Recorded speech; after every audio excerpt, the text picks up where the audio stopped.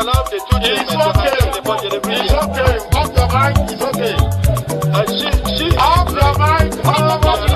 Like me. Chai! Now wow, people wey suppose talk truth to power don off mic. And if we talk, now 500,000 they go sama us, call them hate speech. But fear not, Mayegun don't come. Him go torchlight every corner, nooks and cranny of all these bad people where they spoil our country.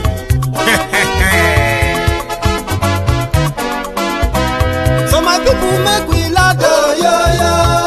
Mayegun don't come, oh yo yo. My people make we shout, oh yo yo. Mayegun don't come, oh yo yo. Mayegun don't come, man of the masses, oh yo yo. Mayegun don't come, oh yo yo. Mayegun diary politico, oh yo yo. Mayegun don't come, oh yo yo. This one not the off in mind, oh yo yo. Mayegun don't come, oh yo yo. Can in the touchlight every corner, oh yo yo. Mayegun don't come, oh yo yo. Okay, some people be they holla say they want the power. Chai, them be promise us say we go get light and power. Them hustle sote they can't get the power. But now they know they do anything with the power. Every day, dollar just they get the higher power over naira. Still them talk say make we off mind. But thank God say Mayegun don't come. So my people make you loud, oh yo yo. Mayegun don't come, oh yo yo. My people make we shout, oh yo yo. Mayegun don't come, oh yo yo. Mayegun don't come, man of the masses, oh yo yo. Mayegun don't come, oh yo yo. Mayegun diary politico, oh yo yo. Mayegun don't come, oh yo yo. This one not they off in mind, oh yo yo. Mayegun don't come, oh yo yo. Person where they do evil, no one make person talk. Them say that Mayegun, that man too they talk. He too they talk. Say Mayegun diary, he they hot like pepper. But every day then they take money in bulk. Woman picking, they the street they hawk. Still them talk say make we no talk. But thank God say Mayegun don't come. So my people make you loud, oh yo yo. Mayegun don't come, oh yo yo.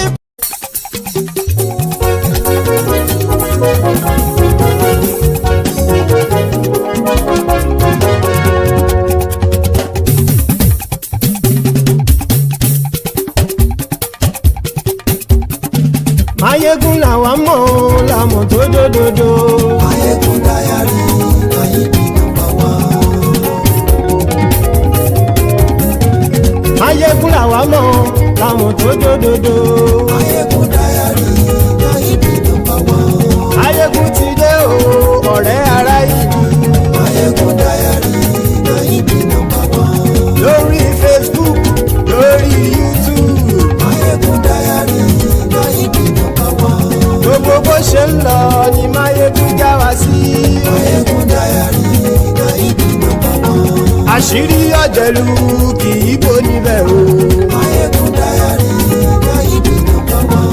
Bó bá ṣe eré, àní Mayegun máa wí. Mayegun diary, Mayegun number one. Ó sì tún ṣe eré, wàá gbọ́ níbẹ̀ o. Mayegun diary, Mayegun number one. Mayegun diary, diary politico. Mayegun diary, Mayegun number one. Godfatherism kò sí lọ́rọ̀ Mayegun. Mayegun diary, Mayegun number one. Ẹ farabalẹ̀ sẹ́ o kẹgọ́rọ̀ lẹ́nu o. Mayegun diary, Mayegun number one. Àní Mayegun làwa mọ̀ o làwa mọ̀ tó dòdòdò. Mayegun diary, Mayegun number one.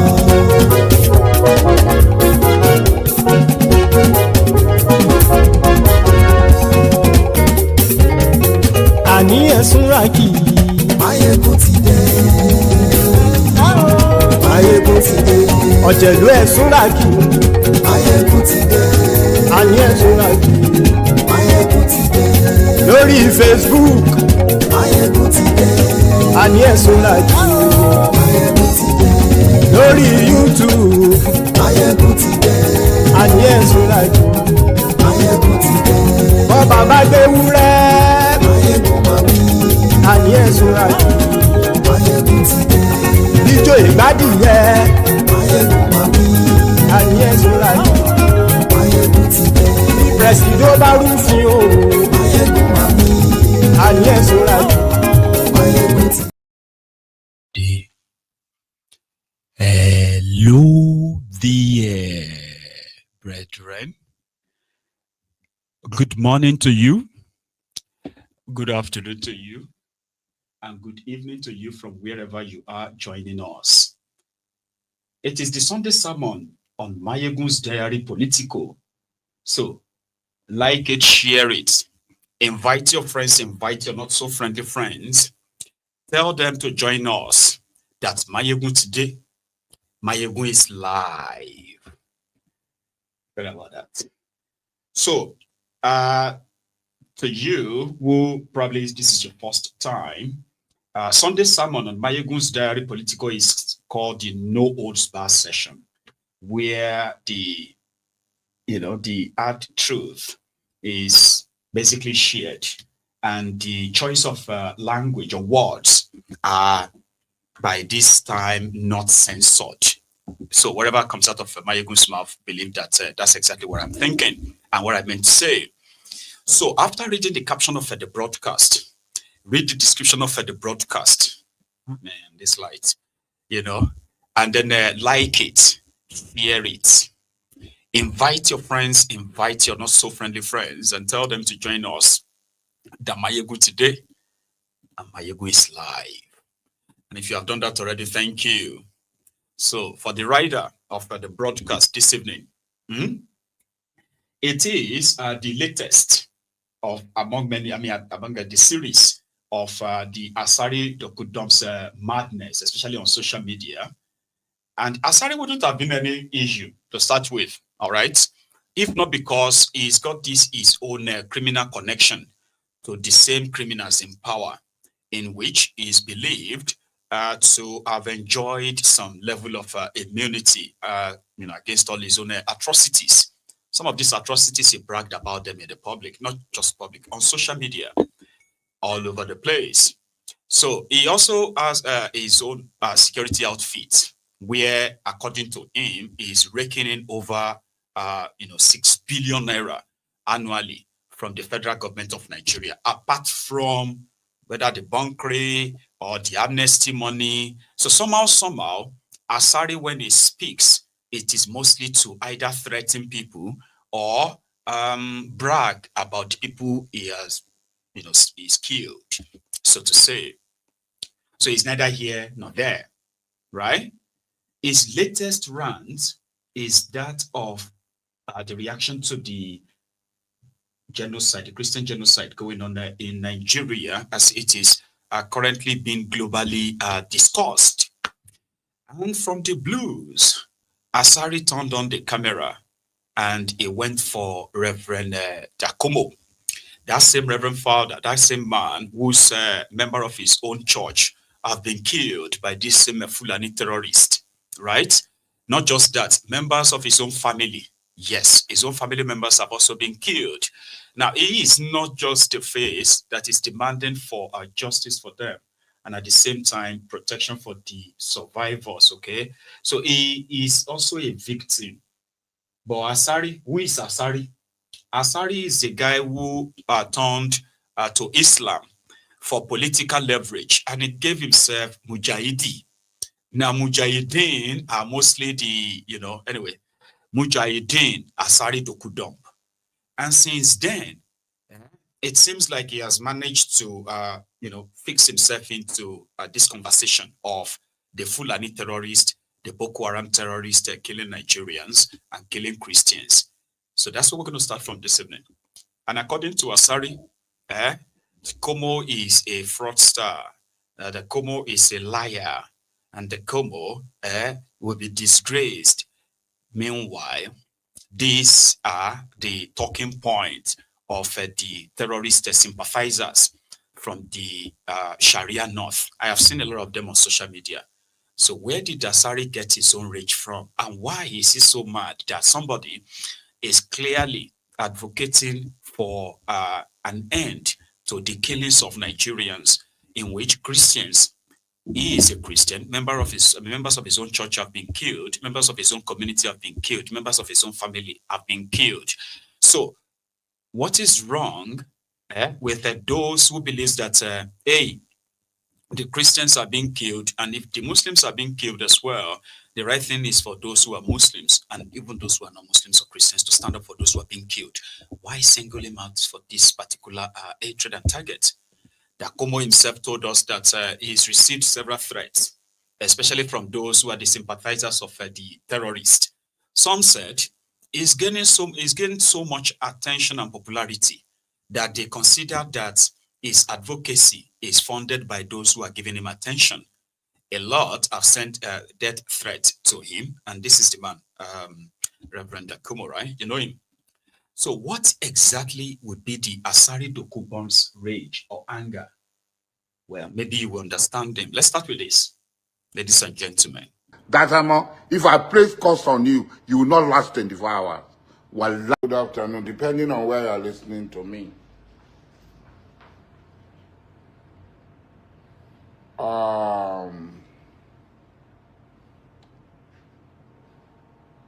The pronouncement of mad Donald Trump, the lunatic United States of America, had triggered more hate in Nigeria than had solved the problem. I listen to many people. Sometimes I get angry because when people are deliberately lying, they're lying. And they claim that they are men of God. And I think maybe they are playing with God. They are just playing with God. Thou shalt not take the name of thy Lord thy God in vain. They are using the name of God in vain. One of such character is this fellow they call Dachomo. You are not the only person that can talk rubbish. Evangelist or Pastor Dachomo or Ezekiel Dachomo. That guy is a pathetic and pathological liar. A liar from the pit of hell. Over the years, there have been rivalry in the north, except people who don't study history. There have been conflict in the north. Tribal conflict along tribal lines, and this had metamorphosed into religious conflict.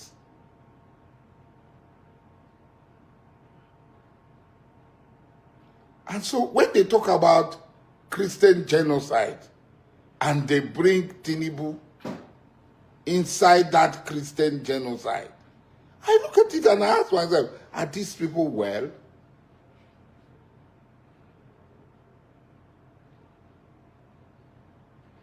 I am not Tinubu's lawyer.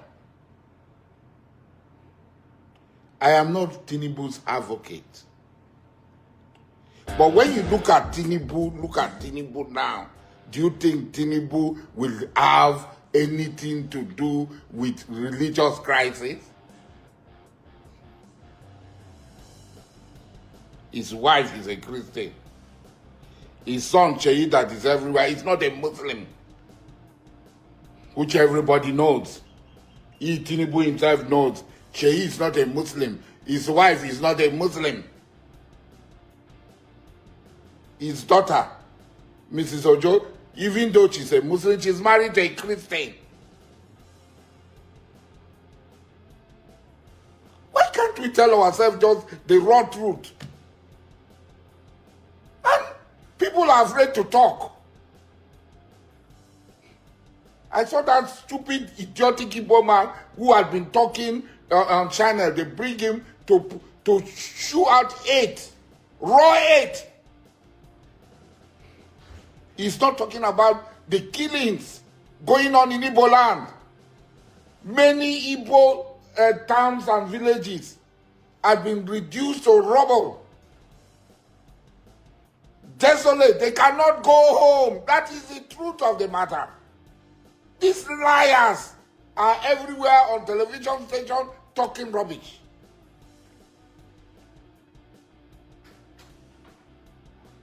You are talking. Where have you been attacked?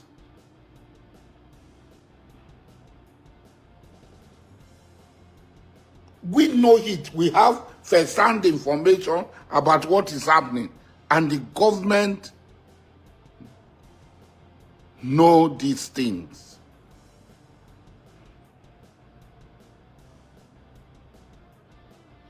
The government know these things. So if Birom and Hausa people are fighting, Birom and Hausa people are fighting in the north. If Birom and Hausa people are fighting in the north, how does that translate? How does that translate to Christian-Muslim genocide? Do we not know how the Gom Jos was appointed? We don't know how the Gom Jos was appointed. Was he appointed because Birom hold Jos? What of the Jarawas, who are almost majority Muslims? Is it not Sadwana Sokoto, a Sokoto man, a Fulani, a Muslim, that appointed his private secretary as the first Gom Jos?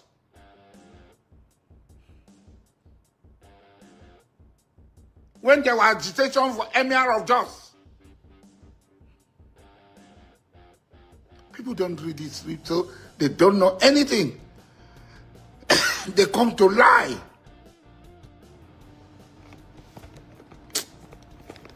Nuisance lele. Nuisance lele. I mean, come to think of it, that you have inter-tribal ethnic clashes, and the Fulani terrorists that are displacing people, killing people in their villages, kidnapping many of them, that are so obvious, you know, in your national dailies. How does the ethnic clashes between two or more communities, can then be related to the organized, what I believe is genocide, ethnic cleansing, being perpetuated in two fronts, religious and resources? Those who are pushing their religious agenda, they have killed people, they've targeted churches, they've killed communities. Like that is on record. The Fulani terrorists who are currently displacing people from their communities all over, thousands of communities have been displaced by these terrorists, and only them. This is no longer about two communities fighting themselves. This is not like, oh, they are turning it into Muslim killing Christians. No. Nobody is saying that Muslims are killing Christians. This Olori Blukus should remember. I know they have been working so well to kind of twist it, and it's deliberate. Clearly, no one is saying that Muslims are killing Christians. No one is saying there are no, pockets of community clashes. But the real thing happening here that got some of these jihadists and their closest sympathizers a little bit triggered and enraged is the fact that Donald Trump and America have managed, with evidence that all of you actually should know, and they have managed to establish that there are those who are using religion in the name of Allah, cutting people's heads off, shooting armless people and shouting Allahu Akbar. We have evidence of that. Now, what is more kind of like should be important, I have said this before, is that the fact that these terrorists at the same time are also killing those who are supposedly Muslims should validate your own conviction that whether they call them Christian genocide, whether they call it Nigerian genocide, these terrorists, they exist and they shouldn't exist. You understand? Like, they shouldn't exist because they are not only danger to those who are not Muslims, they are even more danger to those who are Muslims too. So in that sense, nobody should begin to twist it. Oh, they want to cause problem in Nigeria. They want Muslims and Christians to be fighting. Why should Muslims and Christians be fighting? That the terrorists who are displacing people should be dealt with. Shouldn't that be like a consensus? But the way they usually do their thing is that they will begin to deflect, like Asari Dokudump was doing. He was practically reacting to people's, posts on social media.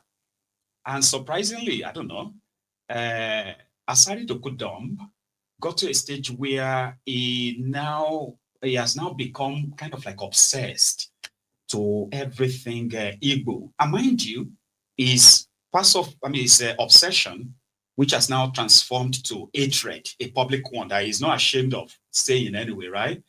Was the same Asari Dokudump that told everybody that Biafra was the answer to Nigeria, and he was proud Biafran. The video is online. That's why I said, is he mad again, right? So the same Asari Dokudump, talking about the killings on the plateau, the killings in the Middle Belt or the North Central, and these people who are like standing on the business that the killings are sponsored by these certain people, and this is what they are doing, this is what they stand for. So how does that concern the Igbos and the killings in Igbo land? Guess what? This same overfed their buffoon, right? Alhaji Asari Dokudump once bragged, right, how he killed many young Igbos in Imo State, in Ebonyi State. He bragged about these things in Enugu State. He said he worked with Oplesus Odijo. He worked with some of these guys in the East, and all these boys who are bragging on social media, go and ask. We killed so many of them. Because what they have been doing in the eastern part of Nigeria is like a coordinated, federal government, kind of like a coordinated terrorism, politically sponsored terrorism in the eastern part of Nigeria. So if by any means you think you can actually indict the Igbos for that, that's part of the narrative they are pushing, the daftness that some of them have managed to push into the medulla oblongata of some, the buffoons that are actually listening to them, right?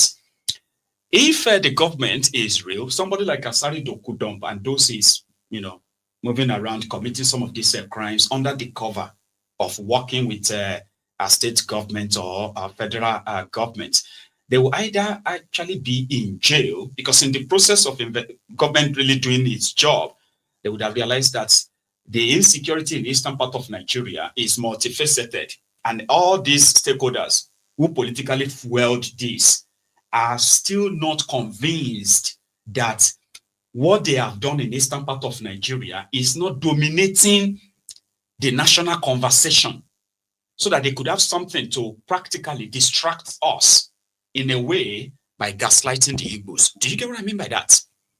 People are being killed and kidnapped every day up to this moment.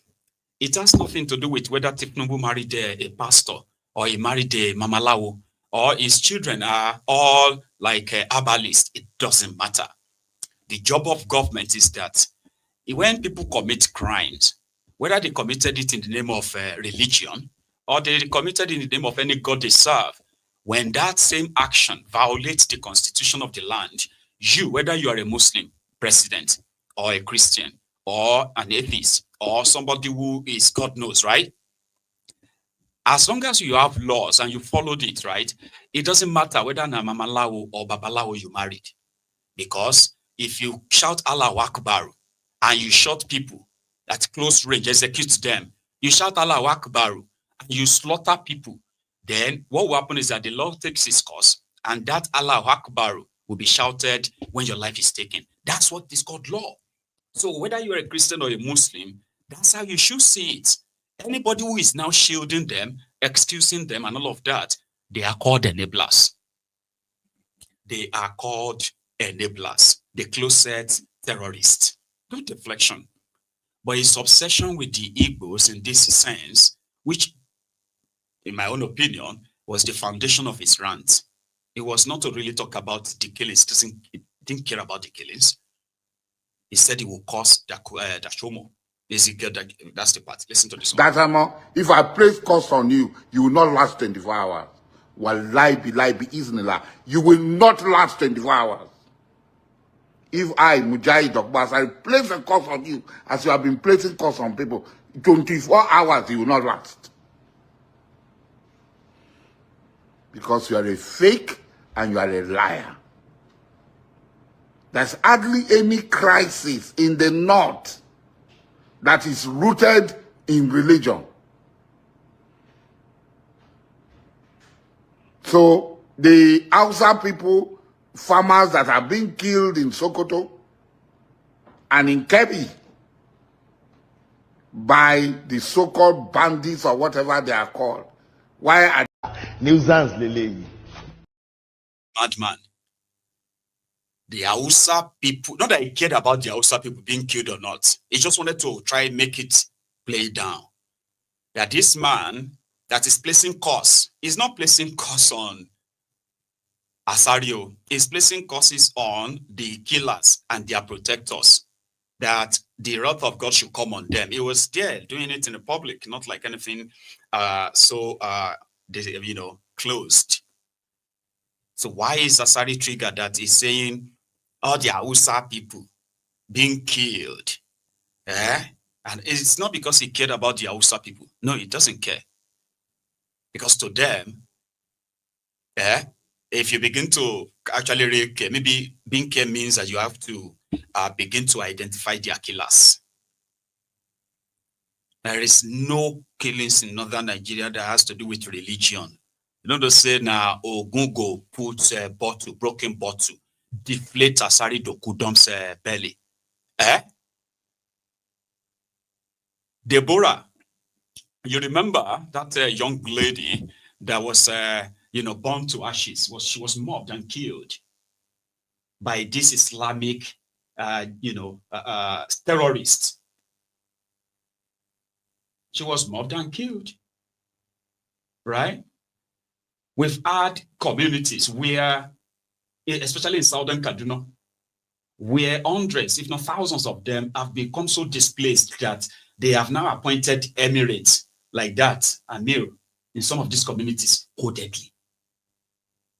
They barred the media from going to these communities that have become so desolated and like empty. All of these are public. They are not things people are making up. The whole information is out there. But unfortunately, right, people like Asari Dokudom, they are in very, very sizable large number. And that makes it very much scary. So like I said, the foundation of most of his rage on social media, 80 to 90% of Asari Dokudom's rage on social media is because of the Igbos. And his reaction is coming from the reactions of the social media users. And the moment he felt that way, he would turn on the camera. And they actually triggered him during this madness. And he had to display more to show to everybody that he's not hungry. Because people are there like, you are hungry. It's because you are now broke. Tinubu doesn't look at your side anymore. The blah. So he's now showing it to them that he's a rich man. He's a wealthy, this and that, until they had to bring a chair for him for walking for just about 10 yards. Asari Dokudom. Here. George, I will come to you. Make her teach these uncultured Philistines how to behave. This is my house in the village. You see, now inside that they work out.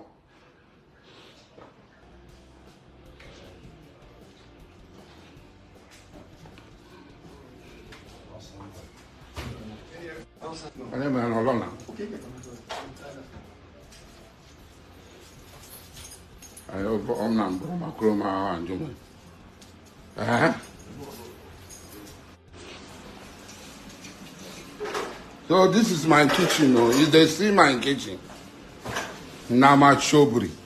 Fiam na video color man. Okay, I got you.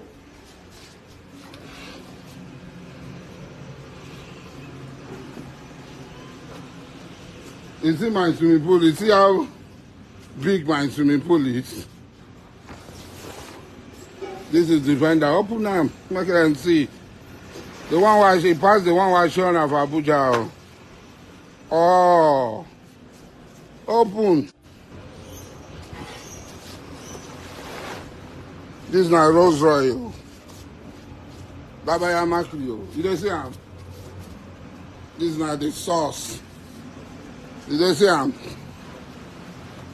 See him? You know you see him? Open now, make them see him. Huh? Or they see him? Huh? This will not be upgrade though. One of one. You don't see this one? Not be upgrade with this one. This is not be upgrade though. You don't see him? Brabus 800. How many billionaires get them for Nigeria? You want to see? Is it generator them? Is it motor them? Is it compound? Eh? You never start. Make I enter my guest house, go show you. You go see am well well o. All this dirty Igbo.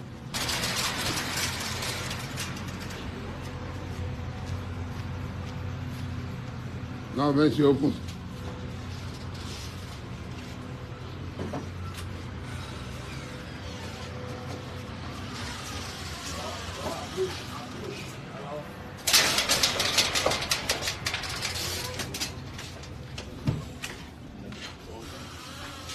They do it. Now here they sleep. No.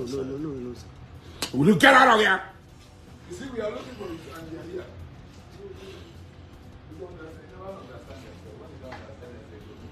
You see now? This is not the guest apartment too. Not be where they stay. Oh. You see now? Take beaucoup merci. Beaucoup merci. Pas pour la terre. Bien aimé. Mon ami Claudio. Go just come.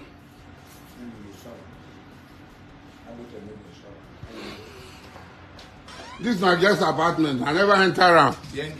You don't. Hey!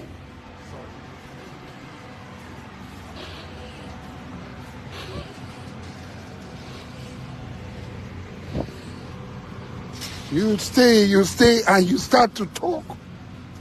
You start to insult people.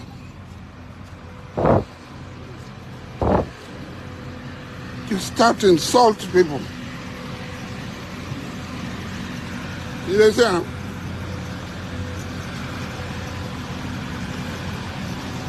You understand?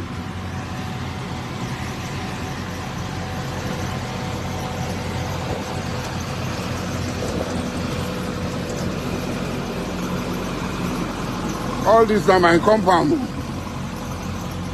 All this.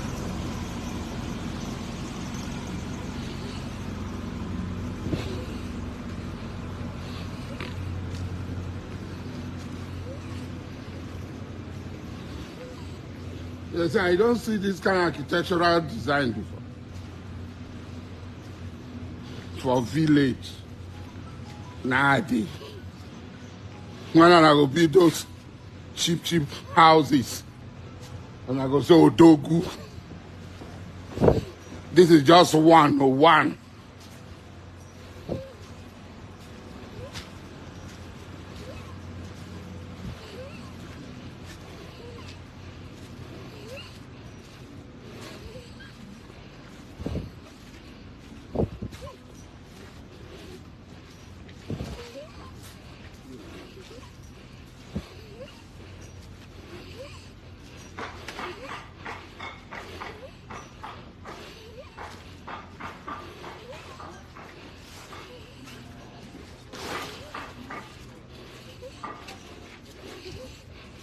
This is marble floor.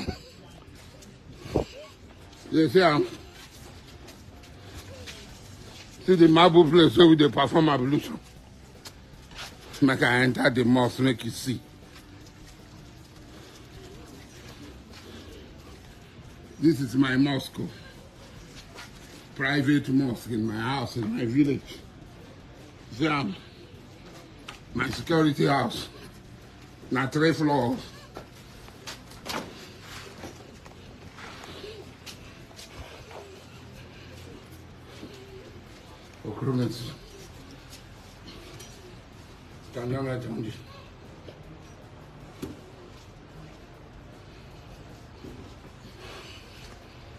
Yes, sir.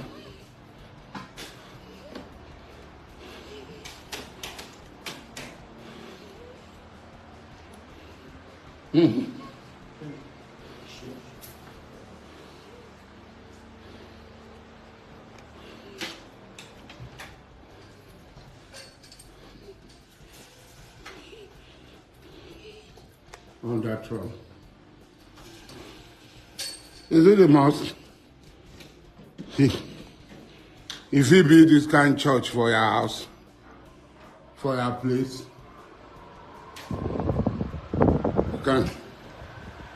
we can climb up. So when you, maybe when you go about abusing people, Of like somebody with a small mind, you know. All of you who goes about insulting people, you should stop. Oh, you are messing with a lot of people's mental health. And if I have somebody that I can use as a specimen when we are researching how impactful the social media, what do you call it, brain rot actually works, I can use Asari as a very good example. Asari kind of like spends a lot of time on social media like a lot of people. And most of the time, he grew his own obsession. And he never used to be like that. I mean, he used to be a pro-Biafran, by the way, until he got a deal with the Boko Haram's government. A deal that birthed all of that. Asari is very rich in you. He is showing you his properties in the village, and quite substantial. I mean, so substantial.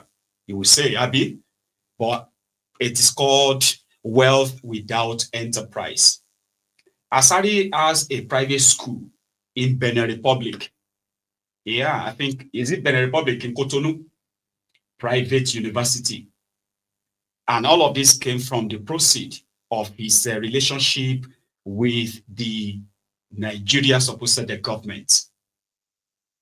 So you get, not because Asari inherited wealth from his father. No. All of that stuff you see around everywhere he's got them, they are like his own way of investing his own proceed, his own cut from the largest of Nigeria. And that is why he is viable. But his obsession with the Igbos, I don't know if it is real. Sure you get. Because Asari Dachomo was supposed to be a king, by the way. He's a king as well. Yeah, he is a king. But every now and then, right, he's out there, amplifying different kind of a toxicity. And he goes as far as openly threatening people, or even brag about,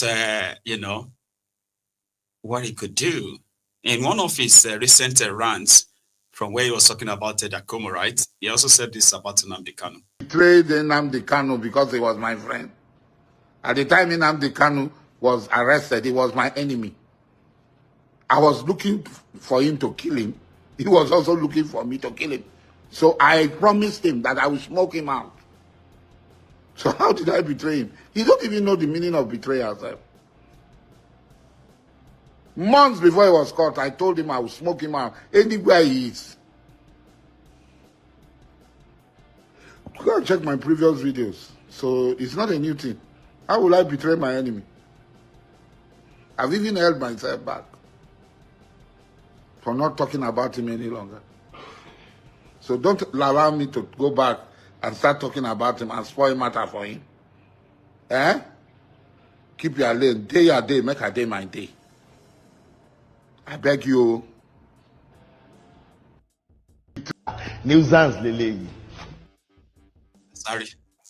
So, I mean, I would have shown you one or two of his videos when he was a proud Biafran, and indeed the friend of Nnamdi Kanu. Well, that didn't really last until when, he met with Nnamdi Kanu's delegation, which somehow we believe that Mazi himself attended, but others said no, he didn't attend that meeting, right? So he was still pretty much in touch until Nnamdi Kanu's abduction, which was like a year after that. So yeah, he brags about how he smoked him out and all that nonsense, right? And he himself, he's got the same noose around his neck. The same people, when they are done, there's a way they actually deal with people like him, especially when they have used him for some of their dirty runs and all that. But the point here is this: the killings in Nigeria, that is so real that they are not really denying. They just want the context to be sort of like be different, so as to, in a way, be protecting these supposed terrorists, when everyone was supposed to actually, every hand was supposed to be on the deck.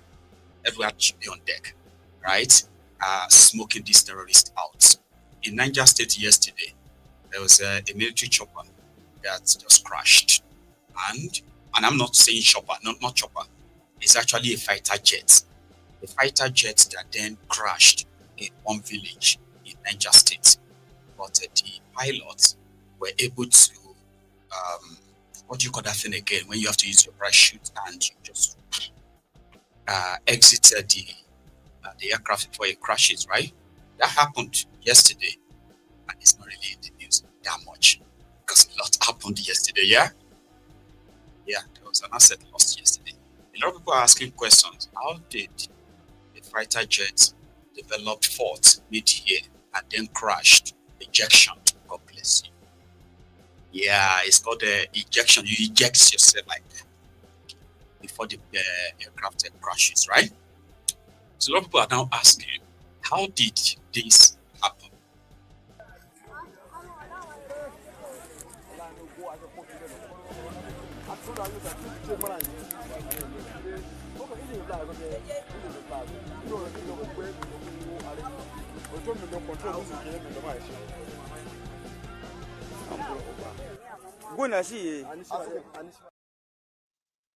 I'm sorry, because if I play the video too long, right, it's going to get our broadcaster flagged again, okay? But yeah, that's just the fire. And then, the particles, the all broken parts flung everywhere. What happened? How did a fighter jet just crash? But people are not asking questions.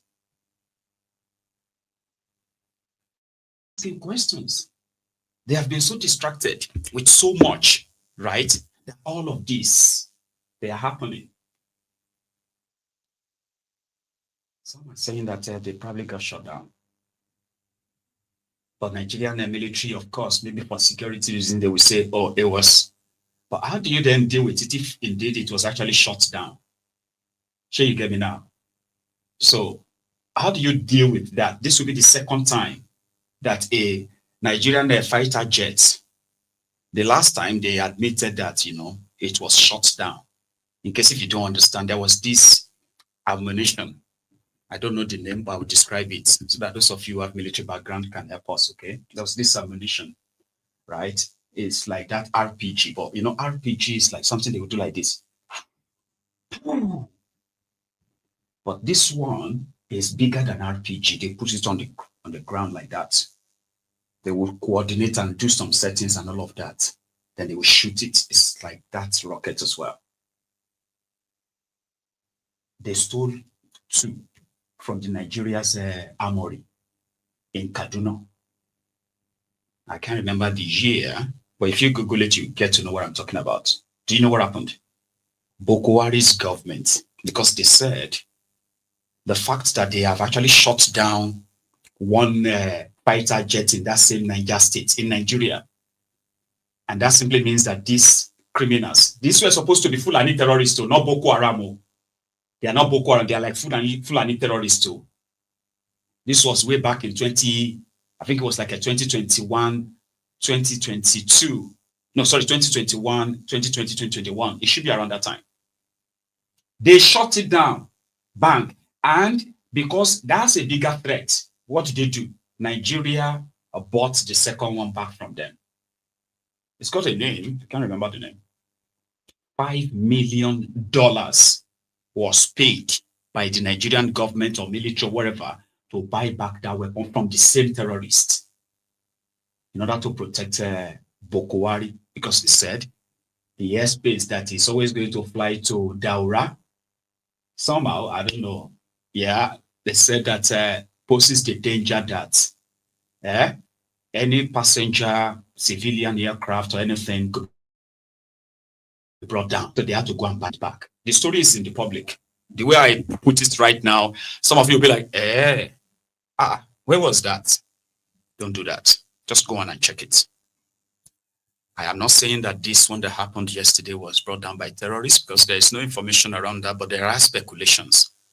There are speculations that aircraft can just like crash like that if it's not shut down.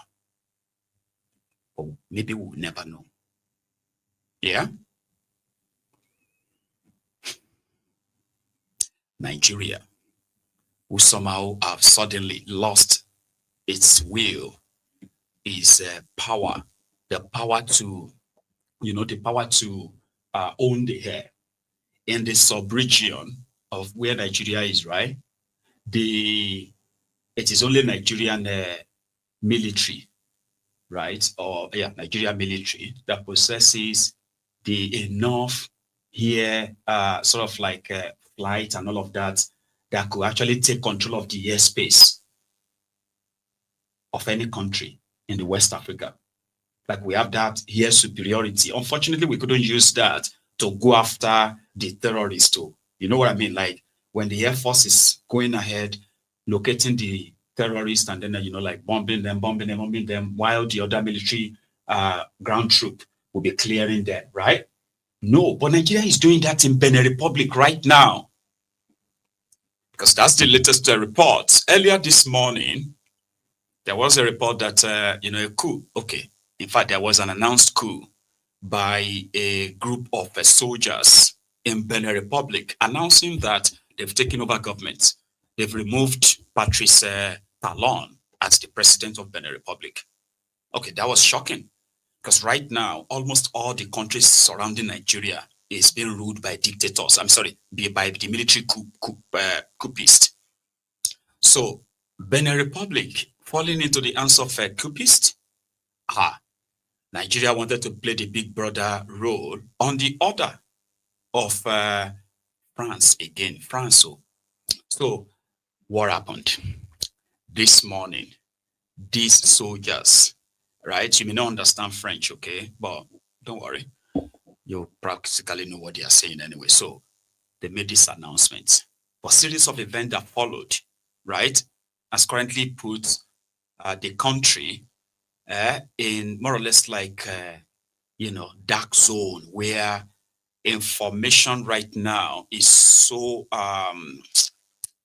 sort of like strict, as we are receiving, confusing or conflicting info. But the first one earlier this morning was this announcement by a soldier called Pascal Tigri. Ignorance que la négligence de la situation de nos frères d'armes tombés au front et surtout celle de leurs familles abandonnées à leur trésor par la politique de M. Patrice Talon, malgré les multiples promesses relayées en grande pompe sur les médias. La promotion à des grades supérieurs de certains militaires au détriment des plus méritants. La mise à la retraite d'office de nombreux militaires et paramilitaires encore valides sur fond de règlement de comptes et de haine. Sur le plan social, la radiation tous azimuts de fonctionnaires de l'État détruisant ainsi les familles entières. L'annulation de la prise en charge par l'État des dialysés entraînant des morts en cascade. Le dénigrement du corps enseignant à travers la création de la catégorie des AME, thème qui traduit une marginalisation, voire une clochardisation des personnes pourtant très engagées à servir leur pays. La mauvaise gestion du secteur agricole.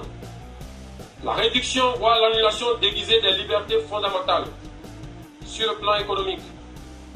La confiscation de tous les secteurs vitaux de l'économie nationale par une minorité. L'instauration des impôts étouffant ainsi les populations déjà pauvres. La confiscation des prêts sur le dos de l'État dans une opacité totale. Total. Just because for time, as well as the language barrier, which means we still have to interpret. In a nutshell, they announced that they were putting an end to the government of Patrice Talon and also to democracy. And right now, they've suspended the constitution. And not just that, they shut down the land, all the border, the land, the sea, and the air. And immediately, the Beninoans, the Benin people, they reacted. And their first reaction was like that of supportive, because it was last year or 2 years ago, Patrice Talon, who is doing a second term of 10 years as the president of the country, suddenly changed the constitution. Although he said the new constitution forbids him from running. You understand? However, they probably just don't believe him. So they changed the constitution to extend the duration of the term of office from 5 years to 7 years. And I think they also removed term limits, meaning you could be president, you can contest again and again and again, something that did not really go down well. But with the backing of France, it seemed that the people like Nigeria, right? The people are like powerless. There's nothing they could do. So as you are expecting the rest of the world to pay attention to Nigeria, sanction your own criminal leaders, there are many other African countries begging the same. In Nigeria, it seems, Nigerians are begging America. Not some Nigerians are begging America. Donald Trump. Others are calling on the UK. UK colonized Nigeria. What is UK doing about all of this? What is UK saying? This and that. Similarly, other people are saying the same thing. Like, what kind of democracy are we practicing? What is France saying? What is France doing? No, France won't do anything. They are in bed with all these people. It's like we have nothing to do. We have nothing by any means to actually fight back. So the military jumped in, and that seemed to have been welcomed. But that is not the whole story. All right? I'll let the soldiers finish and show you the reactions that followed and others that followed as well. Watch this. Les frontières terrestres, maritimes, aériennes du Bénin sont fermées jusqu'à nouvel ordre. La prise du pouvoir en ce moment traduit la ferme volonté du comité militaire de la refondation à mettre fin à l'exclusion de toutes les couches sociales de notre pays, sans distinction aucune. Dans la suite de la transition et de restaurer la cohésion nationale. L'armée nationale exercera jusqu'à nouvel ordre la plénitude des pouvoirs dévolus à l'État du Bénin. Tous les fonctionnaires du Bénin, tous les travailleurs de nos villes et campagnes, où qu'ils se trouvent, doivent continuer d'assurer normalement leurs tâches quotidiennes avec plus de foi et de discipline. Abat Talon. Ce soir, vous soutenez. Nous allons marcher ce soir pour vous soutenir. Abat Talon. C'est fini. Ce soir. Victoire au peuple. Ce soir. Victoire au peuple. Victoire au peuple. Victoire au peuple. Victoire au peuple. Abat Talon. Abat Talon. Victoire au peuple.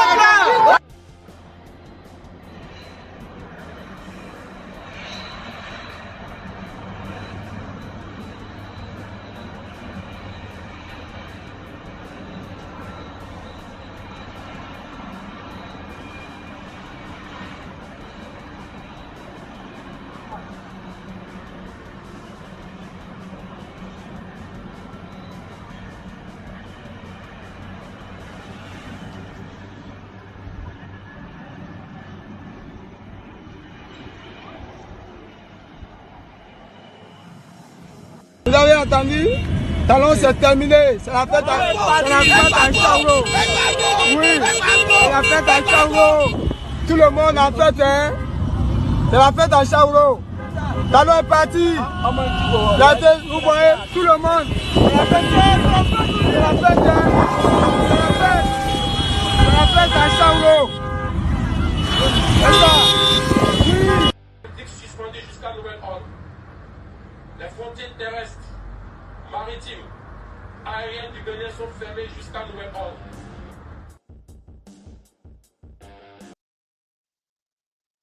So, like I said, the reaction that followed was that of it was spontaneous, and it was more or less like as much as it was shocking.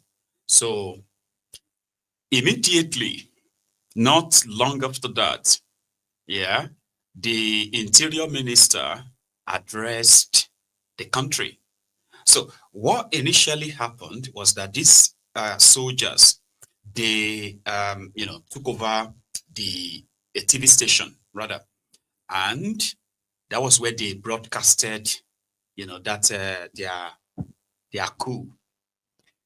And the guy who was supposed to be the leader, this is the guy who was supposed to be the leader. Okay. After making that announcement, what they did was, from what we gathered, right, was that they attacked or allegedly attacked the supposed convoy of Mr. Talon. But in the midst of all of that, I think they missed him. A coup is not a coup until you have the head of that government in custody. If they plan any coup in Nigeria, for instance, there are key people that are meant to be arrested. And in a coup, they will say if they resist arrest, they were to be shot and killed in a coup. Sure you get. But the coupists didn't get Talon. So what happened? The Minister of Interior grabbed at the moment and he addressed the country by saying, this is Talon, by the way, the president of Benin Republic. Béninois, chers compatriotes, au petit matin de ce dimanche. Hang on, I don't want to mix it up for you, okay? The picture on the screen is Talon.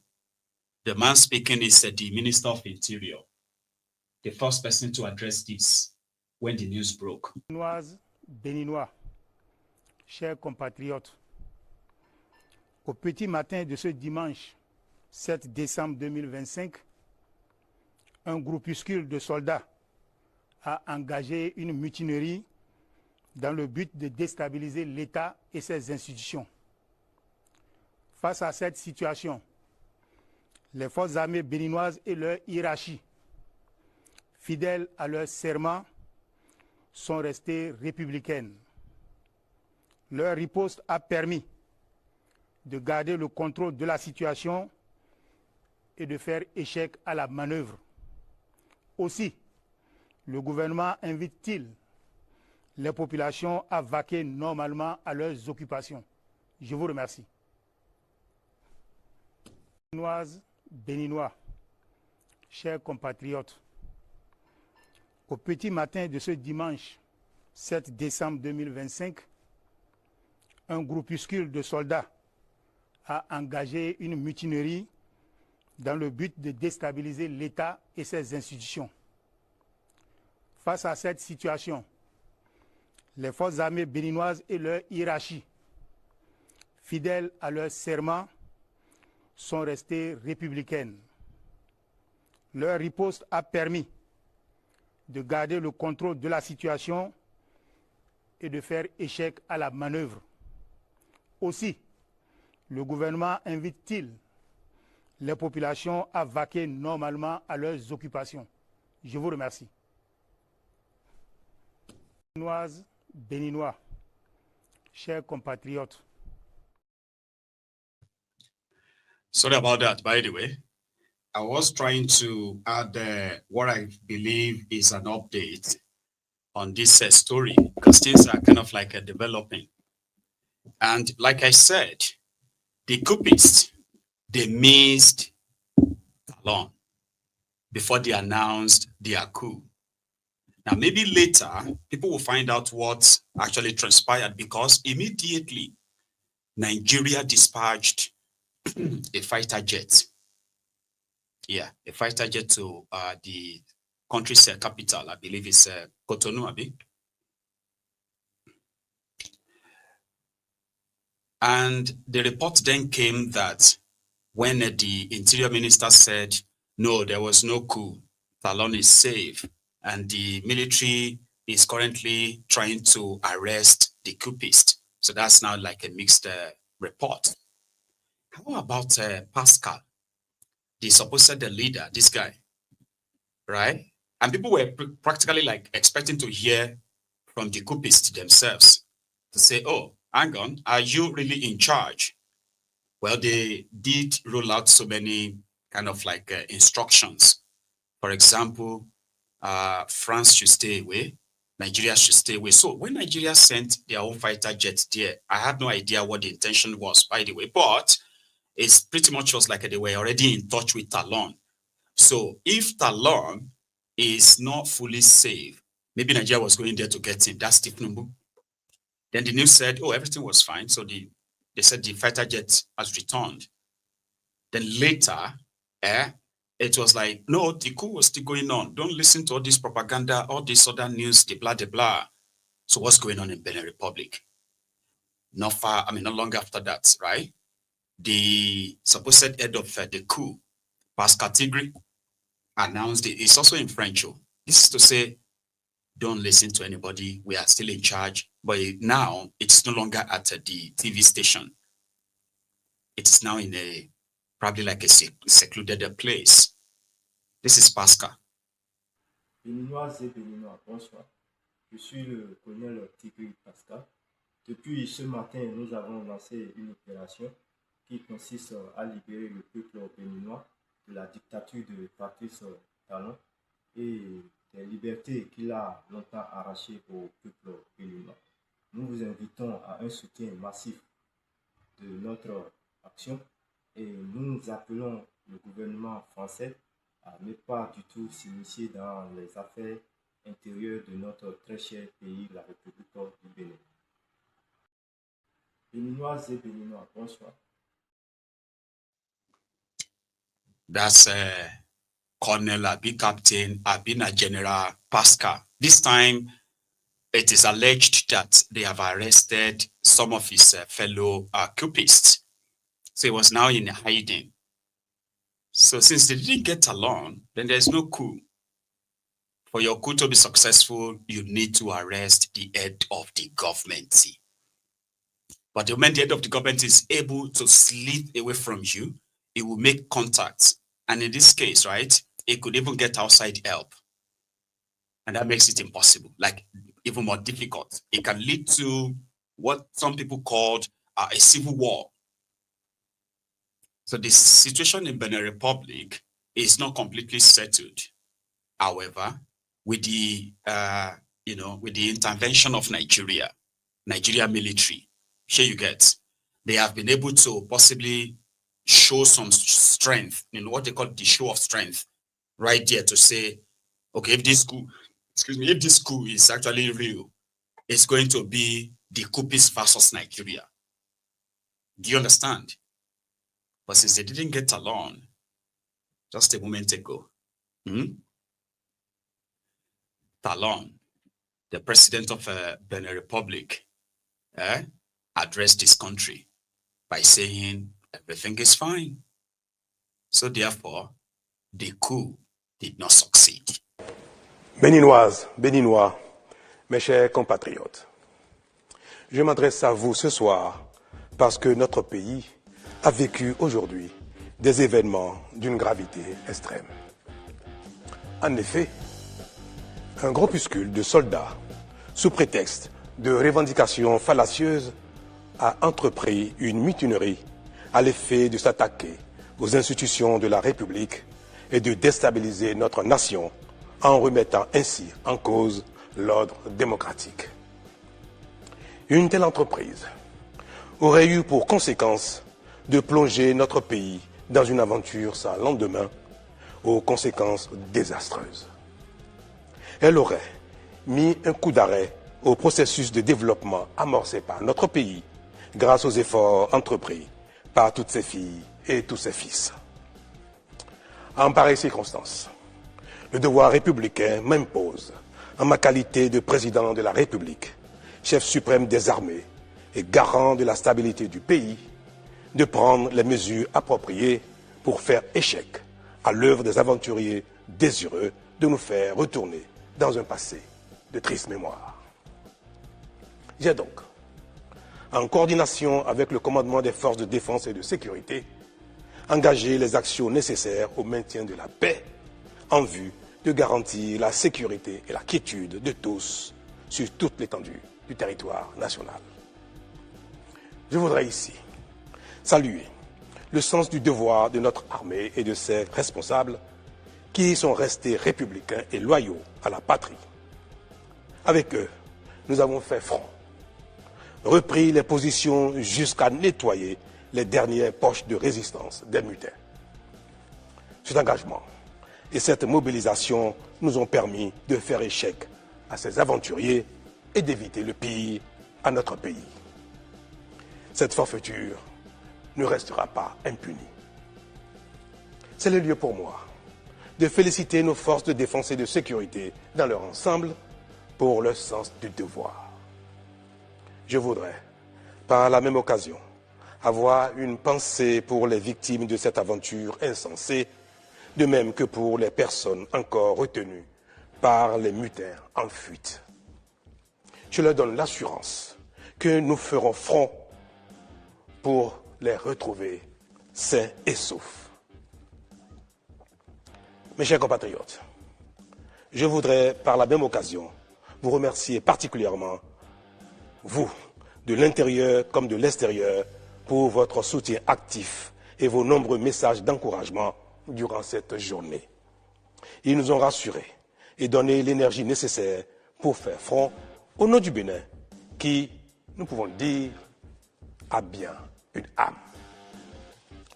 Enfin, je voudrais vous rassurer que la situation est totalement sous contrôle et vous inviter. So the bottom line, Shai, is that, assuring the people that he is in charge and the entire setback for today, all of the coupists will not go unpunished. None of them go unpunished. So the people should go about their normal business and everything is there. Merci beaucoup. So, is that it? Is that the end of it for real? Well, we will see. Time shall tell. Do you get what I mean? I am not in support of any form of military takeover of government. Sometimes, if all of us, if our memory serves us very right, okay, if those who abused what was supposed to be the democratic tenet for their own selfishness and the rest of that, if, when I look up, right, and I look at my hair, and I'm like, I'm sorry about this, just a little bit deviation, right?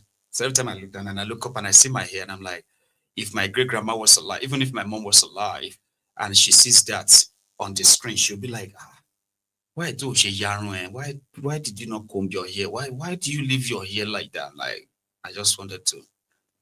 And you see all these lights are not helping. They make them look like so bushy when the light goes into it. Crazy, yeah? Anyway, that's just on the side. So military government is brutal, is evil. And in fact, rather than choose a military government, okay, I would advise that we should probably compartmentalize the entire country. Let everybody go run their own preferred system of government. You get me now? So, coup is not ideal. Trust me. I don't know how young you are, and I don't know how angry you are with that contraption. Through this their fake democracy, if people indeed decided to just at least show interest, number of you show interest with an understanding, which seems to be like impossible, right? but show interest, just a number, it will become so impossible or very difficult to do for these guys to get away with most of the things they are getting away with. Trust me. Because it is within that space that you can sit down and say, okay, we want this, we want that. Let us have a confederation. In a military system, you don't. I know, you see, those are my enablers. So, your hairstyle is cool. Yeah, you are my enabler. You are going to be the type that it is the kind of friends that my mom will say, you need to be careful around him. It's a bad influence. How can somebody who was raised in a good home be growing this kind of fear in your head? I say, I'm over 40. I'm not that boy anymore. What do you mean you're over 40? Does that mean that you should be living your hair like bushy, like, you know? If you are from an African home, you know what I'm talking about. Very well, yeah? I don't know what about mothers anyway. They prefer you to just go skin. That's what they like. That's why they will say, oh, you look so handsome. You look so natural, handsome. I know. I just did that to cool the tension in the room. You get what I mean about if you are a male child like me and you still have mom, then you know what I'm talking about. They don't want you to come home and have all this beard. They don't want you to come in with all this, like, what is this? What is this? Oh, you know, comb now. That means okay, you're a I said, no, man, yeah, man, twist any. Kilonje twist. What okay shit dada? Like you are now dada, you know, like they will make it so much like they are not, you know, if you have parents who are like religious, that's another kettle of fish, right? But let's go back here to the business. So I am not in support of any coup, simply because it is one barbaric gang of, criminals with guns. They do not have any courtesy. They act as if to say they are not even member of the society themselves because of what we have seen in that contraption. Trust me. So it's ideal for people to sort their differences, even if we have to go physical, but not when some part will have guns, the other don't. We won't have guns. The military will have guns. Their conversation is mostly about order. And it's crazy. You don't want to experience it. I know if there's a coup in Nigeria tomorrow, the first reaction will be, hey, but when everything's settled down, then you realize that it will facilitate the breakup of Nigeria than you can imagine. I'm not exaggerating, but trust me, don't pray for coup by any reason. I mean, for any reason. Rather, call for a national conversation to peacefully go our separate ways. You may not like it. Do you get me now? There are those who still believe that a good leadership may change all of that. The good leadership and this and that. I said, good leadership will come from a good constitution that represents everybody's interest. When your interest from wherever you come from as a stakeholder in Nigeria is fully covered, that my own interest cannot override yours can't override mine, all covered, we are all agreed to live together, to stay in this place. That is when you can then put a process in place, the process of choosing those who represent us, elections, qualifications, and stuff like that, that you build standard step by step. You cannot build something on nothing. Nigeria will never have any good leadership. Don't dream it. Stop. Go back to the foundation. Read that your fake constitution and realize why from local government chairman, well, from councillor to local government chairman to state house of assembly member to the governor, of course, deputy, state cabinet, to federal cabinet, federal lawmakers, the president, vice president, federal cabinet. You see that composition as they go on, right? When you read your constitution, you will realize how much, oh dear, how much nonsense they have used grammar to cover up, which these criminals have discovered, and they have been able to get away with so many things that you'll be asking yourself, how are they getting away with all of this? How come there's nobody to hold them? then you go back and realize that it is the entire structure. The foundation of the entire structure is faulty. We didn't write it. I mean, if I was not there during the Nigeria's independence negotiation, you know, I wasn't there. So I can excuse whatever they did. But I was there when they put together this charade called democracy in Nigeria that is now clearing, you know, drug dealers, money launderers, human traffickers, treasury looters, armed robbers, organ traffickers, tax evaders, and all manner of criminals that ordinarily a working system would have exposed them and stopped them, right? Before they even get to a position of holding any sensitive position in the society. That's what the system does. If you are a drug dealer, you don't go into politics. If you are a fraudster, you don't go into politics. Because going into politics means the system is going to scrutinize you. It's going to look into everything. Now, a rotten system means when that genuine system, what do you call it? When you have a system that's supposed to probe and investigate all this and expose it and say this person is not qualified to be appointed, to be elected into anything. If he attempts it, he should be in jail. They won't near your politics. Criminals won't near your politics. You will only see some perfect criminals who are like lawyers, accountants, but they will also know the consequences if they get caught, what is at stake. Do you understand? That's what system does. With that, people that will be standing for election, for any election, they will be scrutinized, and you can then judge them based on what they have here. Because the system has cleared them that indeed they are not questionable characters. But Nigeria is a place where you see drug dealers, barons, all these people. Here you get, they are publicly fraternizing with themselves. They don't care. People will know that this one is a criminal, this one is this.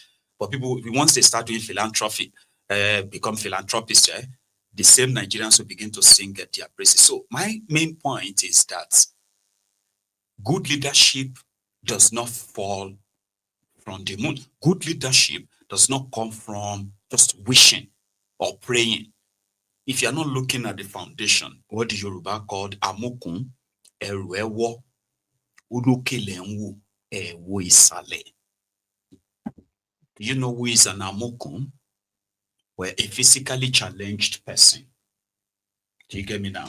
Let me describe it for you. Yoruba is so deep and it is so upright that I have told myself that if I have the capacity, the authority, like, you know, government or anything, I would actually establish what is called Yoruba religion, which actually teaches you the spirituality, the probity, the deepness of your thoughts that could help your own, you know, humanity as well.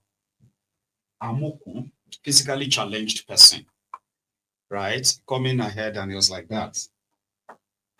And then you were like, Amokun, what happened to this, your load? Why is it so bent?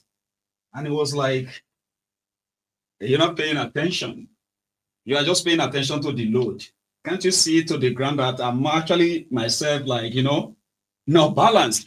So, Amokun, eruewo, olokelenwo, ewo isale. You cannot build something on nothing. My view.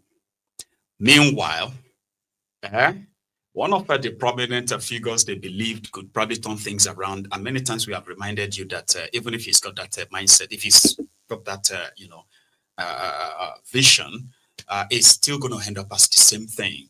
You cannot make an honest man succeed in the midst of hundreds of dishonest people. How does that work? So 2 or 3 days ago, Peter Obi was in the European Union Parliament. He was invited to come and witness them debating, you know, about everything, including Africa. And then he was introduced to speak. His speech is captured here. Please watch. Honored that you are giving a speech to us.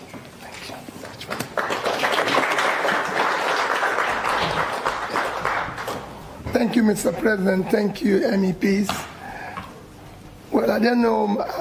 First, let me most sincerely show my gratitude and thank you for opportunity of being part of your section. It was a very good listening how discussions go on. The first question people wonder is, why am I here? I'm just here to be able to start a conversation because I found out that the European Union, or most countries of Europe and the Western world, actually have little knowledge about Nigeria and Africa in general. And because of it, in their decision and their thinking, they rarely bring Africa into perspective. I say to them, it is time to rethink. Africa today is the last frontier of global development. It's the second biggest continent in terms of size in the world, the second biggest continent in terms of population. It's a continent that has the highest amount of natural resources. It's a continent that has vast uncultivated land, a continent with young population. 60% of African population today is young. But then it's a continent of mass poverty. Today, Europe, if I take Nigeria for example, Nigeria in terms of population is 50% of European Union population. You are about 450 million. We are over 240 million. So we over have 50% of your population. In terms of the land size, Nigeria, Europe is about 4-point-something million square kilometers. Nigeria is about a quarter of that. Just Nigeria. But when you come to in terms of wealth, while Europe have a per capita of over $40,000, Nigeria, which is over 50% of your population, our per capita is below about 2.5% of that of Europe. So you could see the potential, with all the resources, the potential for growth. The nearest continent to Africa, to Nigeria, is Europe. So if Africa today turns around, the biggest beneficiary will be Europe. If it collapses, the consequence will affect you more. And I believe that we have so many commonalities that we can work together and everything. And what is the problem of Africa? The problem of Africa remains leadership. To have a political leadership that is competent, that have the capacity, compassion, commitment, and character to be able to deal with issues of corruption, law and order, focus on investing in critical areas of development, which is health, education, and pulling people out of poverty. It was discussed here that we have issue of killings, which again, people can say is genocide, people can say is Muslims versus Christians and everything. Are there killings? Are there criminality? Are there kidnapping? Yes. But we have to look at the issues that are driving this. When you have a huge population, for example, Nigeria have over 100 million people living in multidimensional poverty. You have millions of out-of-school children, or those who didn't even go to school at all. With mass poverty and mass uneducated people, you have room for easy recruitment for all forms of criminality, which is what is now driving us of killings that we need to deal with. And now we're moving around, I'm moving around and saying, we need support We need you to help us to overcome this and be able to create a clear developing environment that will also benefit you, because it's a huge market for you. It's a huge advantage in terms of resources and everything. If Africa, especially Nigeria, is doing well, it's the most populous country. Honored that you are giving a speech. Yeah, that was him toasting the European Parliament. But here is the thing. Everything that Peter Obi proposes to them there, including the data, information, and the rest that, Obi pointed out, they are not new to these guys. They colonized Africa. Have you forgotten? There is a reason why there is a rush for Africa. The main problem is that they do not respect Africa as they should, by paying their own fair share of the resources they are taking from Africa, because it is by paying that fair share, investing in the environment that is so crucial to them. Africa is so crucial to the world. Let's be sincere. Mind you, somehow, just from the days of slavery, colonialism, neocolonialism that we are now dealing with, the West have always been favored. The problem is that they've not been paying their fair share. Maybe not all of them, but in fairness, but we have examples of countries that, for example, the Burkina Faso. This is a mineral-rich country, a country that was supposed to be at par, if not better, than these oil Gulf countries, the Qataris, the Emiratis, the Saudis, the House of the Saud. Here you get. That's exactly how some of these African countries, because the population of Saudi Arabia, when you compare it, you realize that the entire population of Saudi Arabia may not even be more than 3-4 states in Nigeria combined. The population of the entire UAE is not up to that of Ogun State. Here you get, when you begin to compare them and you are like, imagine a whole country like Burkina Faso, with the population that is practically like less than 10 million or so. With their resources, they should be living like the people in Dubai. They should be princes and princesses, rich, living good, with beautiful country. Yes. France was exploiting these countries. It was that bad that France is one of the world powers. Sure, you get? Yeah, I believe they are one of the world powers, right? But yet, for decades, French companies, multi-billion euro traded companies, they were making their resources or taking their resources that runs their own country and runs their own, economy. They are taking them from these countries. They didn't give a shit. They went as bad as worse as getting involved in their supposed government in the country. They've succeeded in not only assassinating head of state in Africa, these Europeans, they've succeeded in taking them out. They've succeeded in countless coups that changed government simply because the policy on mineral resources, trade, and all of that, Africa wants fair share. Rather than for them to say, okay, you know what, let's renegotiate it and give you proper share, fair share. They will change the government. They will kill some of them. They will initiate civil war. All of these are evidence. They are public. They are not things somebody is making up. They are public. So that brings it back to what Africa needs is just respect. And how do you end that respect?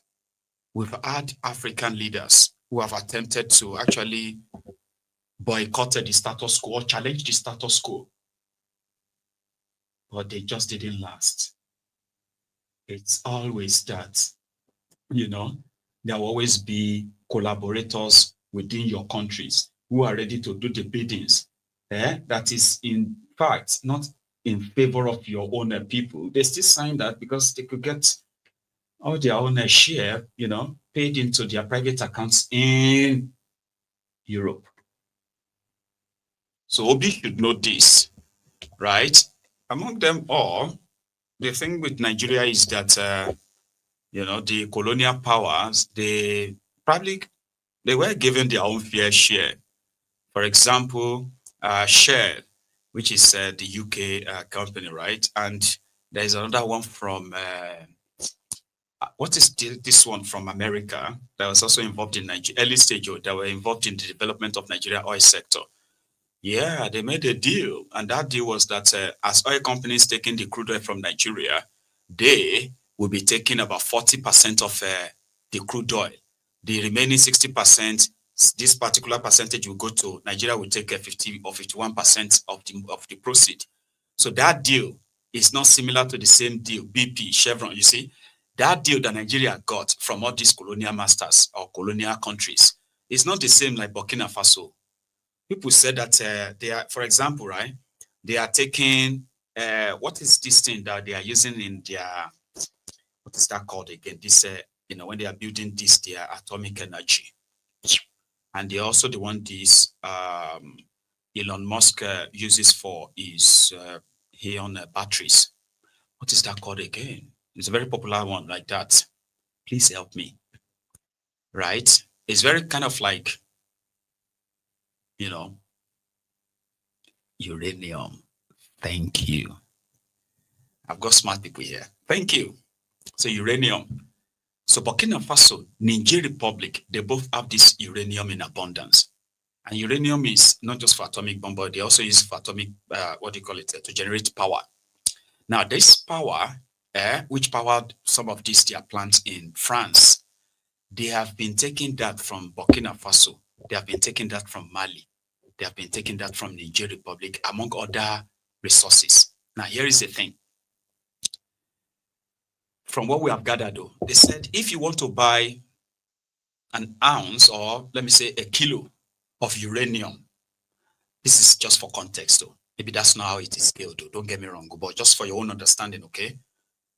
When you say how much is a barrel of crude oil, they will say a barrel of crude oil is, for example, $100. So $100.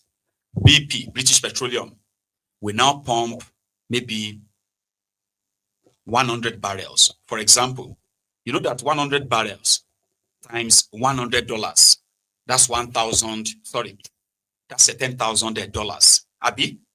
So when BP make that $10,000, BP will remove $4,000, remaining $6,000, Abi. BP will then take other money, that private taxes, this and that, all of that is coming to Nigeria. So let's say BP will now take $5,100 from that 10,000 of that 100 barrel of crude oil they sold. They will give $5,100 to Nigeria. They will take 4,000.